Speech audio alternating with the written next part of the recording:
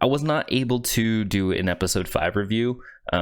People at my house were sick and it was kind of hard to find time to record. So I'm going to kind of do a episode 5 and 6 review all at once. Episode 5 isn't going to be as in-depth as I would like it to be, but I'm just going to kind of give some quick thoughts on episode 5. Overall, I thought the episode was great.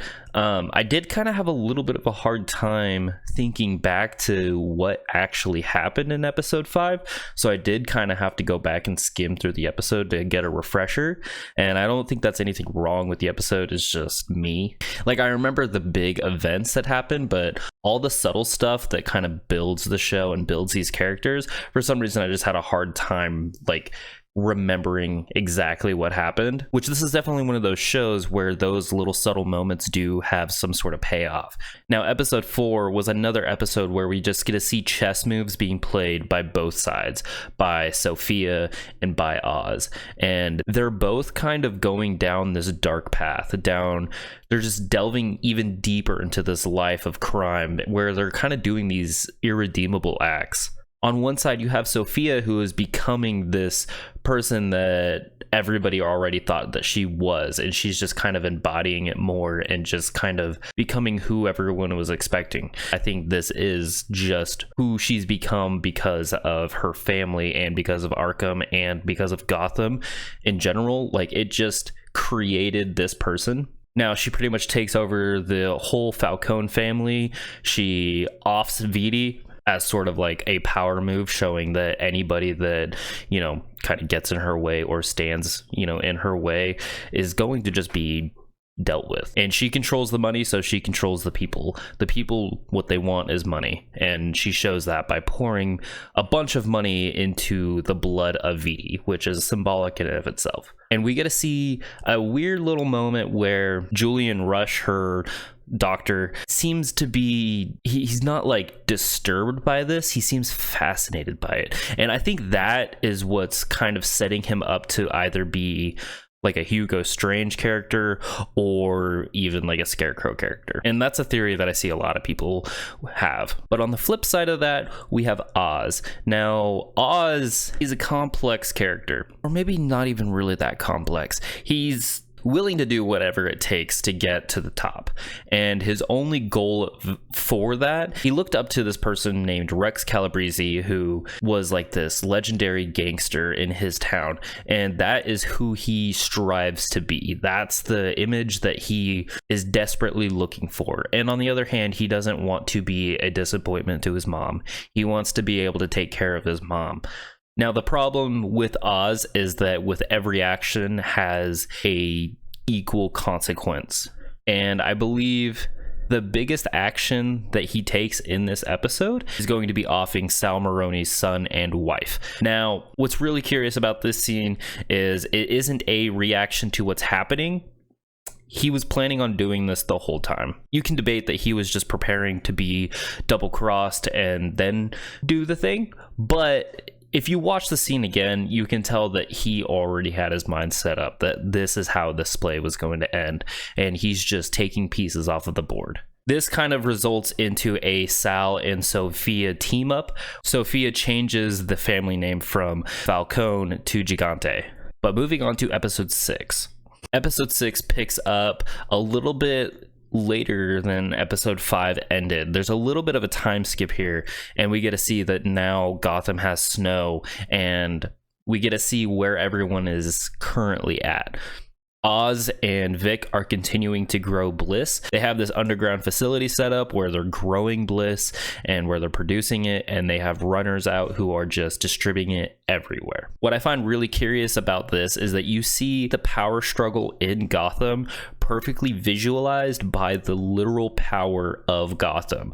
You know, the rich neighborhoods, they get all the power. They are able to run their heaters and their lights. But the poor neighborhoods like Crown Point don't have any power, and they're freezing. They're hungry. In turn, they are suffering. And it's showing that, you know, in a way, the Riddler is kind of right, like about how, you know, the rich get treated way differently than the poor, and ultimately that is the cause of a lot of these villains in Gotham. It's fun that it's kind of like carrying through the Batman into the Penguin. It's very smart. Even though it seems like the odds are always stacked against Oz, he's usually able to twist them around and make them work in his favor. What makes Oz such a good character is that all of these deplorable actions are usually met with some sort of counter, something that kind of builds him back up and makes you like the guy again. Whether it's just him building up Vic or standing up for somebody or just a story that he shares,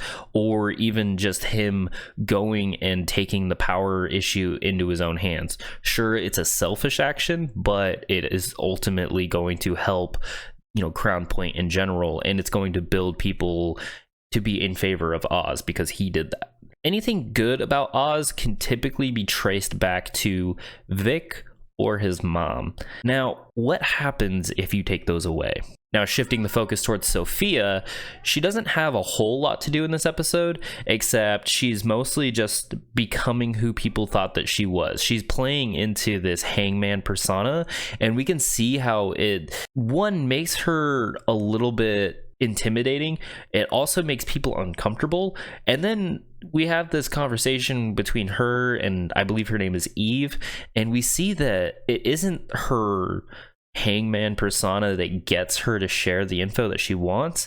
It's her showing sympathy. It's her showing that she isn't just this psycho killer, which is kind of an interesting thing. I don't know if that's going to play a bigger role later on, or if it's just highlighting the tragic nature of her character. Now, after learning about where Oz is, she seems to track down Vic, and the episode ends with her standing in the doorway looking at Vic and Oz's mom with a crowbar. Now, we obviously know that a crowbar is never a good sign in the Batman universe. But speaking of Vic, we get to see him further go down this dark path, and it's pretty tragic. I like that all three of our main characters sort of have a similar path that they're following, but very different circumstances between each of them. And I think Vic has the potential to end up being the most tragic. He gets probably the biggest moment he's gotten in the show so far, with him killing Squid to protect Oz and the business.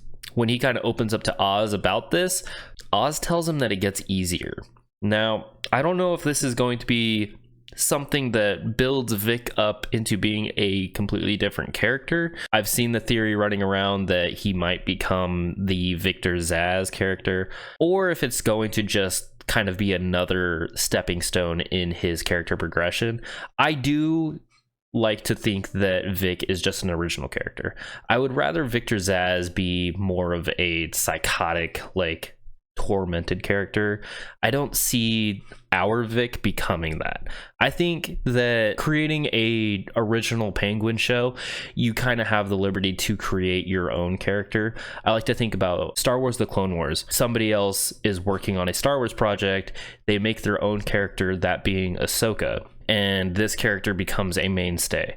I would love to see Victor become his own character. I'd like to see that become like Lauren LaFranc's legacy going into the future future Batman projects. But all that really depends on whether or not Vic lives in the end. And I kind of feel like he will. I see a lot of people think that he's going to die at the end. I feel like with how the show is so unpredictable, I think that killing Vic off and Sophia off at the end is going to just be the predictable move. I feel like Vic is going to be betrayed by the Penguin, by Oz, and it's going to highlight that Oz is not a good dude. After everything that Vic did for him, I think it's going to create a sort of character that hates Oz and hates pretty much everything that he stands for. He's going to be a tragic character that is put in the situation where he has nowhere to go. And I feel like that could create a really cool anti-hero or just completely original villain. Frances, on the other hand, I think it's safe to say that she's going to be gonzos by the end of this show, maybe by the next episode. If Frances is the anchor for Oz, the thing that in quote unquote makes him good, right? I think she has to go. I think for Oz to become the Penguin, the natural stepping stone in that is for Sophia to kill Francis. It's kind of like an eye for an eye because he did kill Alberto, but the circumstances behind him are going to be completely different. And you see that Sophia and Oz are really like two sides of the same coin. Like there's so many parallels between both of them. The death of Alberto is kind of what spirals her arc down this path, and I would like to see that the death of his mom is going to be what spirals him down this dark path. And you're going to see that the Penguin is going to be way more dangerous than Sophia was. The guy is willing to set families on fire, and that's him with a little bit of good left in him. I'm just completely enthralled, and I can't wait to see how this series is going to wrap up, where everyone is going to be at the end. I think the most surprising thing about this series is just how consistent it has been through and through. Every single episode is just banger after banger. There's no like real dip in quality in this show. I honestly have no complaints about it whatsoever. The writing is done so well, and I'm saying my praises about it before, but it still proves to be true. Every episode, the writing is just as quality. You know, there's pieces that move every single time. Oz gets a little bit ahead, and then Sophia makes a play, and then Sophia gets a little bit ahead, and then Oz makes a play, and it's just this back and forth and back and forth. Nobody ever feels like they've truly won, and nobody ever feels like they've truly lost. And I feel like the finale is going to be Oz making a play that literally makes it so that he wins. And it's really cool to see how all these side characters are playing a part in that. We're gonna see Oz go down a really dark path. I feel like he's most likely going to kill Eve for ratting him out and resulting in the death of his mom, but he's also going to kill Sophia because he cannot let that slide. Even though I'd really like to see Sophia make her way into the second Batman movie, I feel like this is going to be her one thing, and then she's done. I don't see a situation where Sophia lives unless maybe, you know, she takes the fall for, you know, murdering the Maronis and all the Falcones, or maybe the Batman takes her down. That one's not as likely. And I do kind of want to talk about the Batman a little bit, because while I'm really grateful that the Batman hasn't shown up in the series, this series stands on its own two legs without the need of the Batman. But at the same time, there's a lot of stuff going on, and it just kind of feels a little strange that the Batman isn't around. Like, I get that on one hand, the Batman is coming off of dealing with the Riddler, and either he's resting or he's dealing with, you know, remaining Riddler terrorists, or just, you know, whatever he's got his hands busy with. I really feel like the death of an entire crime family, the escape of a really powerful crime boss, the death of a crime boss family, and everything else that's going on, I feel like he needs to be somewhere, right? Like, he's got to be. Like, it'd be nice to see, like, maybe a news clipping of the Batman making an appearance and changing the game in some sort of way, even if you don't directly see him or he's not directly involved. Like, you know, maybe he gets wind of Bliss and ends up taking out a couple of Bliss dealers or something. I don't know. But it does feel a little strange that he's completely gone. Like, Penguin has interacted with him before. Like, he has seen what the Batman is capable of, and I feel like the show is doing a intentional job at sidestepping that or avoiding it at all costs. Like, I would think that just a mention or something, you know, some sort of allusion to it, I don't know, but at the same time, it's like by no means ruining the show. I feel like, you know, even if Batman has zero to do with the show, it's going to be just fine. But I don't know, just something that while I'm watching it, I'm kind of thinking about. But like I said, overall, this show is perfect. I feel like this is really going to pave the way for future projects. Like, I know that doing side projects for the focus of a different character in some sort of series isn't like anything revolutionary or new. I just feel like this is the best example of it, and I feel like this is going to open the doors for more. I feel like right now HBO, looking at this show and how popular it is looking at other characters in the Batman or other, you know, aspects of the Batman, like something to focus on Jim Gordon or something to focus on Arkham, you know, whatever it may be. Or even Catwoman, really. There's so many stories that they could do, and if it's done as well as this, I'm all in. I just want as much as I can get. I'm not ready for it to be over yet. But anyways, that's it for now, so I'll see you guys later. Thanks.